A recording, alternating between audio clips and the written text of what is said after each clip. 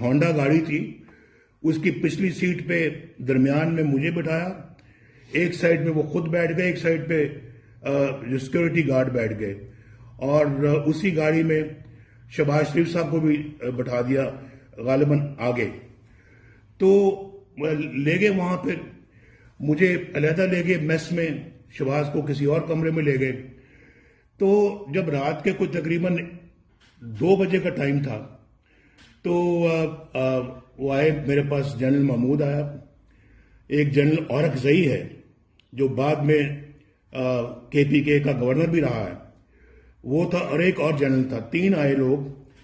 تو میرے پاس آ کے تو ڈسٹریبیوشن آرڈر مجھے دیا اسمبلی کا کہ یہ ہے اسمبلی تحلیل کرنے کا آرڈر، تو ہم یہ لائیں آپ کے پاس، تو آپ اس پہ دستخط کر دیں.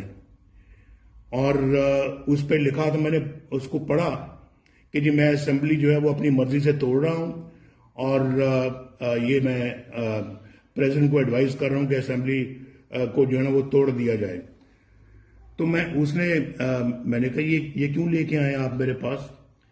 تو کہنے لگے بس آپ ابھی اس کو سائن کریں، اور بس اس کے بعد جو ہے وہ ہماری طرف سے آپ آزاد ہیں، ورنہ اگر آپ نہیں سائن کریں گے تو پھر آپ کو خمیازہ بھگتنا پڑے گا.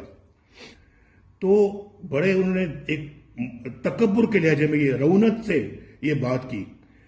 تو میں نے کہا کہ بھائی میں نے تو نہ اپنی جو ہے وہ میں نے نہ ایسا کبھی سوچا، نہ میں کبھی اسمبلی کو تحلیل کروں گا. تو کہنے کہ نہیں یہ آپ کو دستخط کرنے پڑیں گے.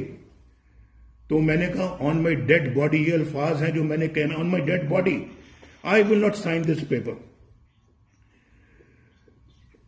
تو جنرل محمود آپ کو پتا ہے بڑا متکبر آدمی تھا، آج کل بڑی بڑی داڑھی رکھی ہوئی ہے، اور اللہ تعالیٰ آپ کے